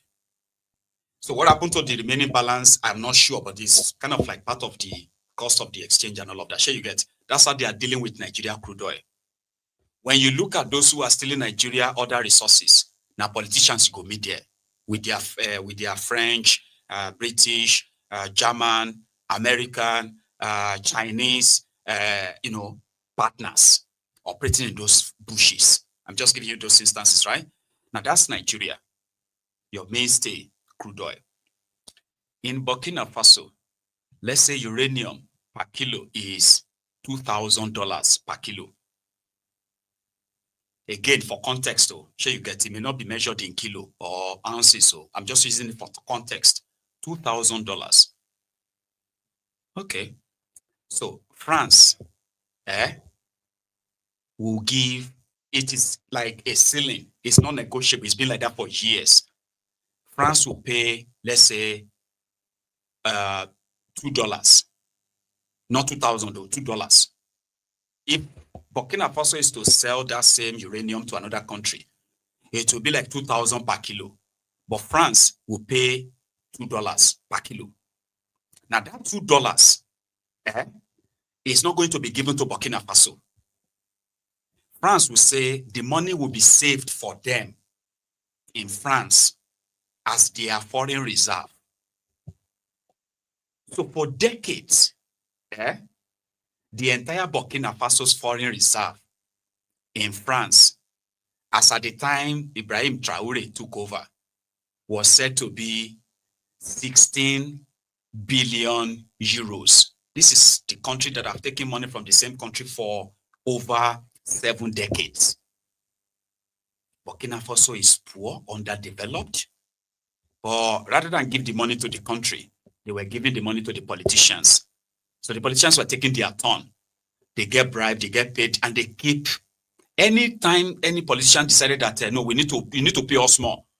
Don't pay us $2, pay us $20. That moment, if a sanction comes from France, they will remove that person from power. Within a year, they will remove him. If anybody comes and say, oh, we are taking over our mine ourselves, we don't want France to do it anymore, within a year, they will remove that person. Ibrahim Traoré is the only person that defied them and these other guys that have lasted this long. Until tomorrow, they still want to get rid of him. So now, you see the difference. So when Burkina Faso finally have access to mine their own gold, sell their gold and the rest of that, on social media, you will see countless, number of military equipment, infrastructural development going on. These are the things that will be decided in France. And if they say, we need to construct the power supply to the capital, it's not working well, France will tell them to come to France from Burkina Faso. All these guys will travel down there. France will now process a credit for them, a loan, not from their own foreign reserve. No. France will now say, okay, you know what, we'll give you 1.5 billion euro, but we'll first give you 300 million, 400 million, and this is coming from your foreign reserve. They will now add interest to it. This is true story. It may sound so, I will break something down so much that it will start sounding like, is this even real? Like you will understand it so much enough that you'll be like, hang on, if I get what you are saying, is this even possible? I say, well, it's possible. It happened. This is no longer a question of is that even possible? No. It happened. It is a true story. Nigeria said they have $40-something billion in foreign reserve right now, Abi. If Nigeria decided tomorrow that they want to take 20 billion from that money, it will affect some things, so Nigeria can take the money, I believe. But in the case of all these Sahel country under France, Belgium still there. There's another part where Belgium, when you start going to Congo and all that, yeah? So that's why I said, if any politician from Nigeria doesn't know that Europe knows this Africa very well, here you get, and they are always scrambling for the resources, and not all of them have the plan to pay their fair share. So that then comes to the advantage that a country like Nigeria currently have. And that advantage is that somehow it's got its own little fair share than other countries. But yeah, the problem of the criminals in power, the ones that are ready to bend, the nails end over heel, just to get these dollars or euros and sell the country off, like you are currently witnessing, where Shaguri is the confidential, confidant or something to call you. And you know what that means? So Obi, who people believe that is either the experience, at the state level. All these things are not new to him. Yes, you may say the national politics is different, but he is not a novice. He's had similar challenges. And he seems to have done well. Right? But yeah, was same with the Catholic or so, the church in Oka, I believe, just about 2 nights ago as well. After that, European day. So this time, it is just one of the, what do you call them? The Reverend Fathers, sort of like reminiscing on the time when Peter Obi's intervention saved not just the schools, but even the children in Anambra then. Let me add it, because it's part of it. all the houses had leaking roofs. But by the grace of God, at God's own time, he sent this our brother, Mr. Peter Gregory Obi, to be the governor of Anambra State. We cried to him and told him the society is being destroyed.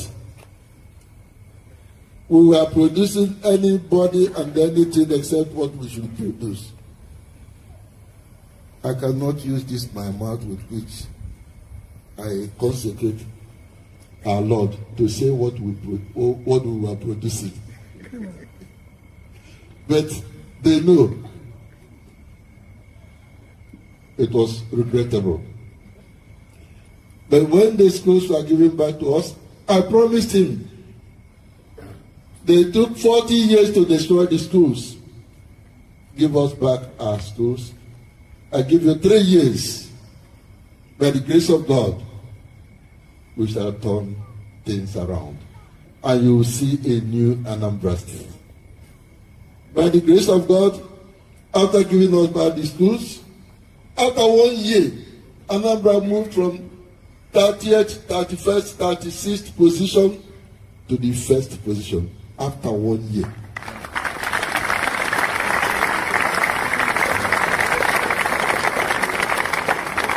And for 10 consecutive years, we were either first or second. Then trophies, merit awards.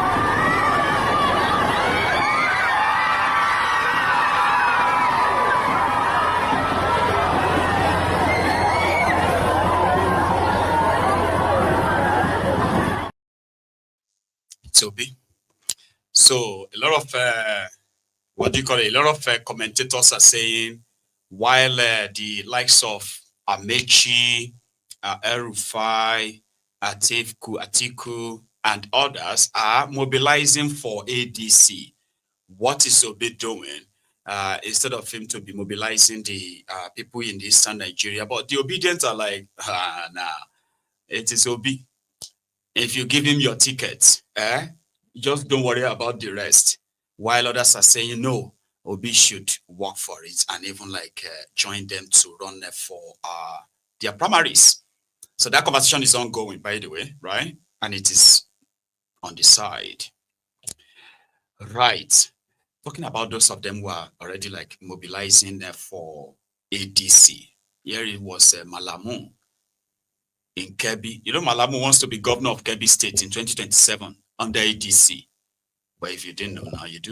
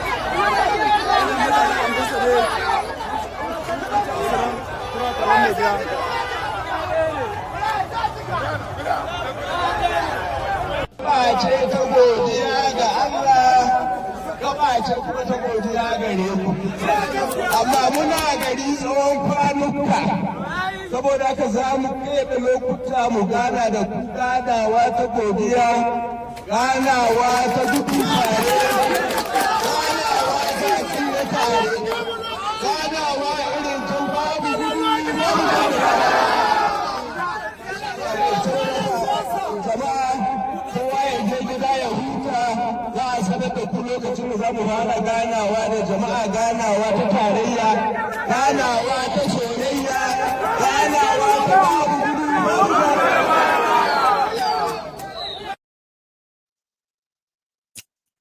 Anyway, that was him. He is currently being fingered in the supposed terror financiers investigation. He is also being fingered. Well, he is currently on bail from the EFCC for relooting Abacha loot, and is going to use some of the money to run for governor in 2027 under ADC. So he's Canary Dino. Canary Dino too was in Kogi. At least everybody, like I said, everybody's going back to go and start mobilization so that from next year, they will start the race for their 2027, so to say. It's always the similar faces, the same rhetoric and all that. Canary Dino. There is one small boy.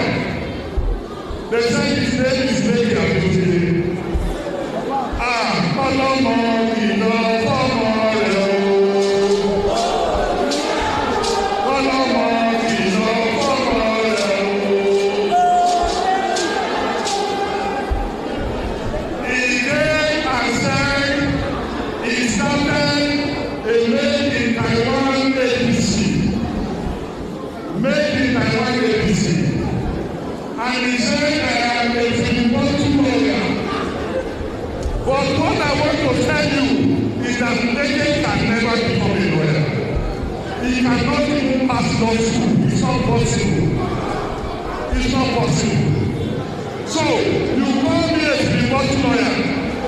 As a lawyer, I was a panelist at the International Bar Conference in Cotonou.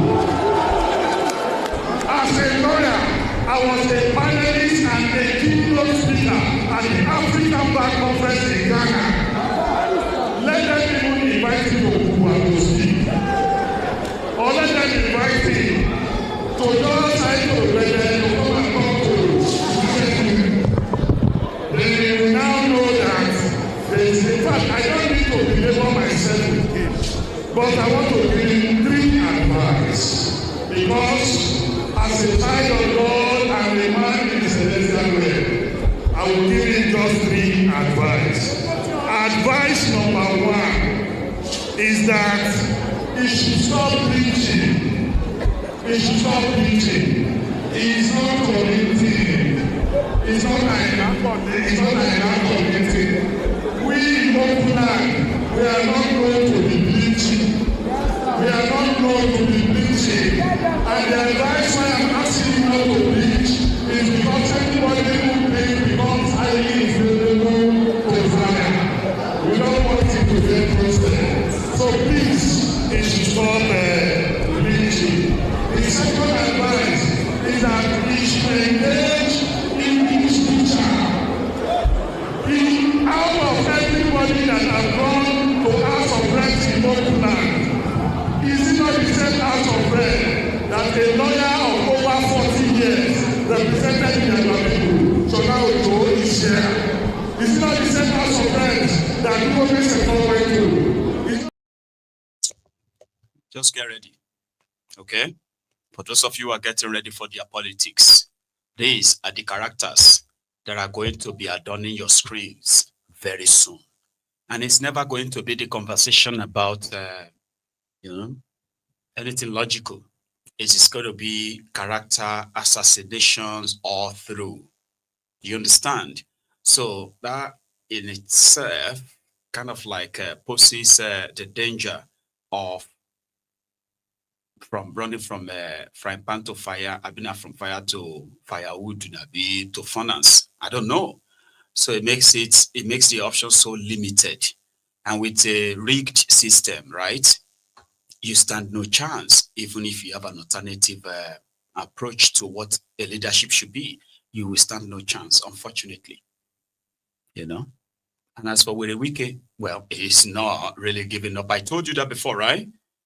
Right. His latest jibe at Sheyi Makinde, the solo Makinde Badon, is also covered in this clip. Do you want to see it before you go to bed? I know it's almost the last part. Anyway, like the broadcast though, if you are already like, I'm gonna go to bed, right? But watch this if you can. Sheyi Makinde, my younger brother, he was an SDP. I know when he came to Modi, I know those who brought to me a bully cat. And the former deputy governor who is here, and one I'm a lawyer that I can write. So SDP, he didn't make it before my life. How can those who met me in my heart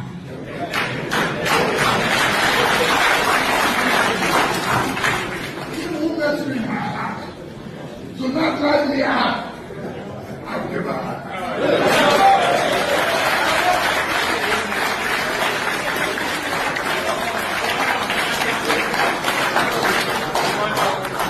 It doesn't make sense. From the first time that the leaders of the country sat down to conceive the idea of PDP, I was there. They were not there. I ran as General of Council from 1999 to 1998, December. I ran on that PDP and I won. I ran the second time and I won. I ran for governorship and I won. On that PDP.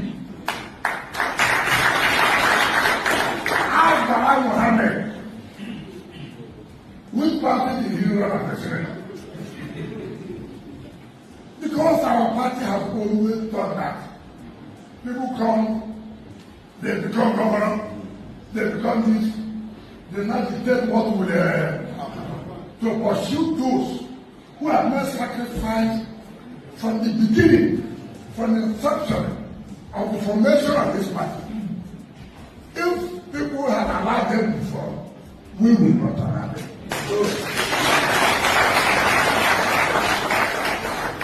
Of course, I can tell you, they have no choice. But they are way out of the party. They know they have no choice again. They are way out of the party. So remain firm, remain strong. Money is not everything. Money is good. But money has its own limitation. That's why money cannot go. It's only human beings that must reach. So let nobody be panicking instead. Because the president is wisdom to allow states to make progress, to make development to the other states. Today, states are having a lot of so I want people to use the money to help us. They want to use it to kill the party. We will not allow them to kill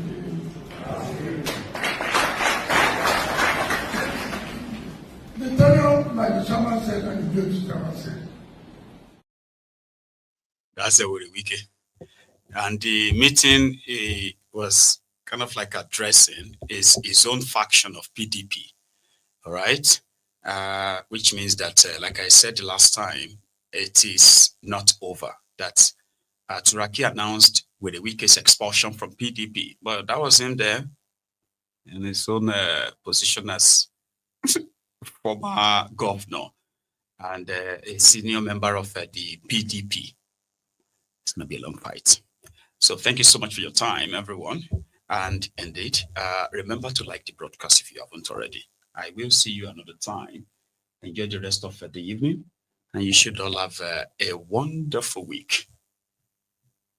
Good night.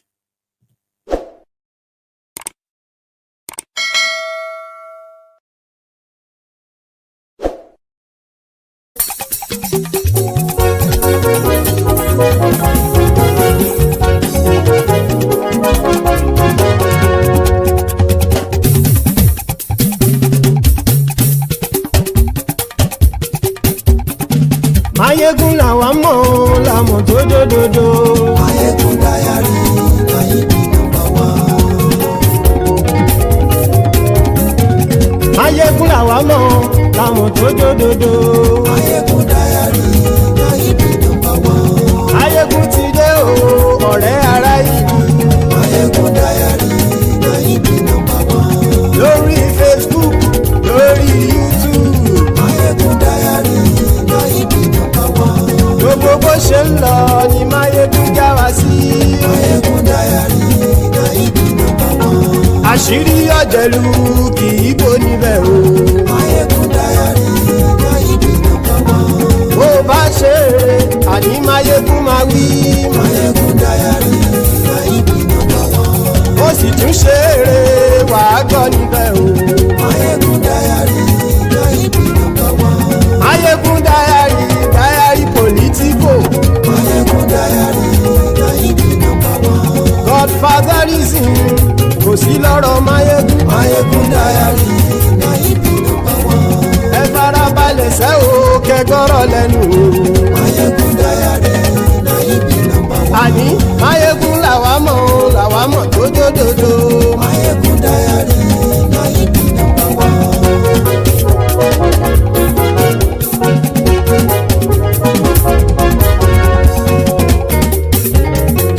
Àní ẹ̀sùn ràkì. Mayegun ti dé. Mayegun ti dé. Ọ̀jẹ̀lú ẹ̀sùn ràkì. Mayegun ti dé. Àní ẹ̀sùn ràkì. Mayegun ti dé. Lórí Facebook. Mayegun ti dé. Àní ẹ̀sùn ràkì. Mayegun ti dé. Lórí YouTube. Mayegun ti dé. Àní ẹ̀sùn ràkì. Mayegun ti dé. Bọ́ bàbá gbé wúrẹ́. Mayegun máa wí. Àní ẹ̀sùn ràkì. Mayegun ti dé. Ijó ìgbádìyẹ.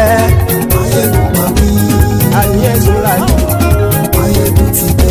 Bí pẹ̀sìdó bá rúfin o. Mayegun máa wí. Àní ẹ̀sùn ràkì. Mayegun ti dé. Bí gómìnà kówó jẹ. Mayegun máa wí.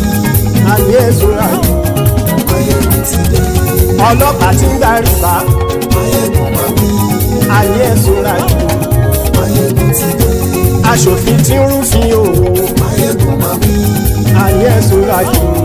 Mayegun ti dé. Òpùrọ́ olóṣèlú. Mayegun máa wí. Àní ẹ̀sùn ràkì. Mayegun ti dé. Ọ̀jẹ̀lú ẹ̀sùn ràkì. Mayegun ti dé. Àní ẹ̀sùn ràkì. Mayegun ti dé.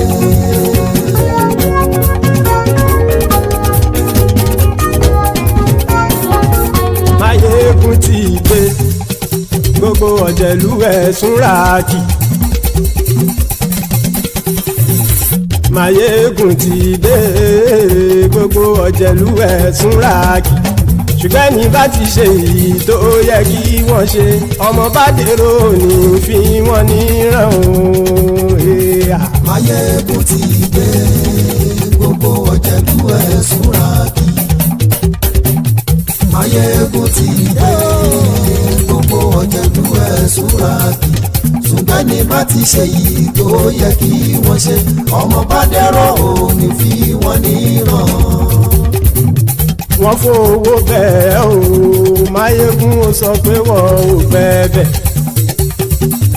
Wọ́n fowó bẹ́ẹ̀ Máyégún ó sọ pé wọ́n ò gbẹ́bẹ̀ oníkan ṣáàtì ṣe èyí tó yẹ kí wọ́n ṣe fáwọn ará ìlú tó gbé wọn débẹ̀ o àyè.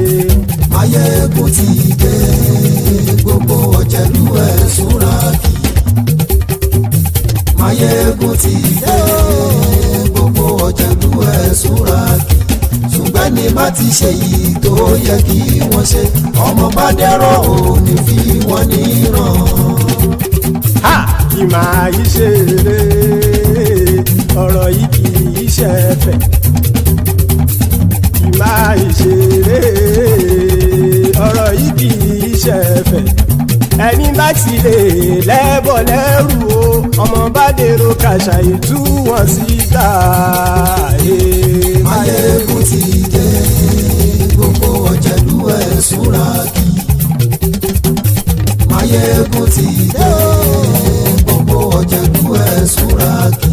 Ṣùgbọ́n ní má ti ṣe yìí tó yẹ kí wọ́n ṣe ọmọ bá dẹ́rọ̀ ò ní fi wọ́n níran. Tẹnitẹni ọmọ Máyégún ọ̀rẹ́ ara ìlú mọ̀mọ́ ni mo fọlọ́hún sọ ẹ̀ bá kìlẹ́bù lóòótọ́ olódodo ìlú ọ̀tá ìlú mọ̀mọ́ ni ìwọ ṣá máa ń ṣọ́ra kò sì mọ́ bẹ̀rù bọ́tà ń lè rí bóníṣègùn lé káwọn mọ̀mọ́ fi ṣera wọn ni ó ti dẹrùn tí wọn ò gbọ́dọ̀ sì mọ́ bẹ̀. Èèpo ọ̀bọ lọmọ bá dérò tàjẹ́ ò gbọ́dọ̀ jẹ́ ó ti dọba lórí àbínú ẹni kò sì mọ́ fòyà àìsíwọ́lu ní ẹnìkẹ́ ìgbódì ẹyin lábàrá o ó kó ẹni tó bá dán o àkàmù. Máyégún ti dé gbogbo ọ̀jẹ̀lú ẹ̀ túnra kì. Máyégún ti dé gbogbo ọ̀jẹ̀lú ẹ̀ túnra kì o. Ẹni bá ti ṣe yìí tó yẹ kí wọ́n ṣe ọmọ bá dèrò òní fi wọ́n níran o. Máyégún ti dé gbogbo ọ̀jẹ̀lú ẹ̀ súnra kì. Máyégún ti dé gbogbo ọ̀jẹ̀lú ẹ̀ súnra kì. Ṣùgbọ́n ní bá ti ṣe yìí tó yẹ kí wọ́n ṣe ọmọ bá dẹ́rọ̀ ò ní fi wọ́n níran.